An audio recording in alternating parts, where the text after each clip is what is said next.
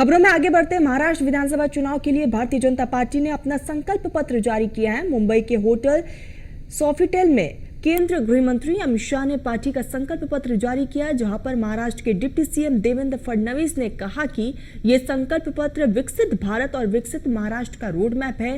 भाजपा जो कहती है उसे पूरा करती है और ये महाराष्ट्र के पूर्व विकास का संकल्प पत्र है। वही बीजेपी ने संकल्प पत्र में किसानों का कर्ज माफ करने का भी वादा किया।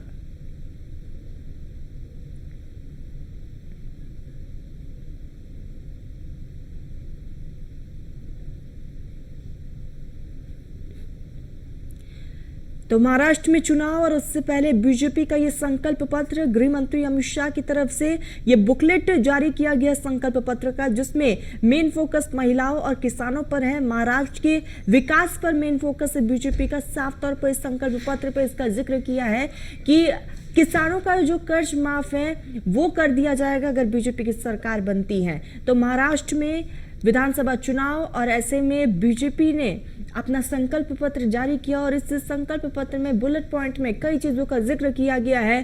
किसानों पर मेन फोकस है सरकार का, साथ ही साथ जो है पार्टी का महिलाओं पर भी मेन फोकस है। आने वाले समय में किस तरह से महाराष्ट्र में और भी ज्यादा विकास करना है उसको भी कहीं ना कहीं दर्शाया गया है इस संकल्प पत्र में। तो महाराष्ट्र के यहाँ पर अपूर्व विकास का संकल्प पत्र इसे कहा जा रहा है और ऐसे में इस संकल्प पत्र को जारी करने के लिए गृह मंत्री अमित शाह वहां पर मौजूद रहे हैं। महाराष्ट्र के डिप्टी सीएम यहाँ पर देवेंद्र फडणवीस भी इस पूरे कार्यक्रम में उपस्थित रहे और भी कई विधायक और मंत्री इस पूरे कार्यक्रम में मौजूद रहे। तो गृह मंत्री अमित शाह ने संकल्प पत्र जारी किया है और पार्टी के इस संकल्प पत्र में कई वादे जनता से किए गए हैं और देखने वाली बात यही होगी कि इस संकल्प पत्र का बीजेपी को कितना फायदा मिलता है। तो महाराष्ट्र विधानसभा चुनाव के लिए भारतीय जनता पार्टी ने अपना संकल्प पत्र जारी किया।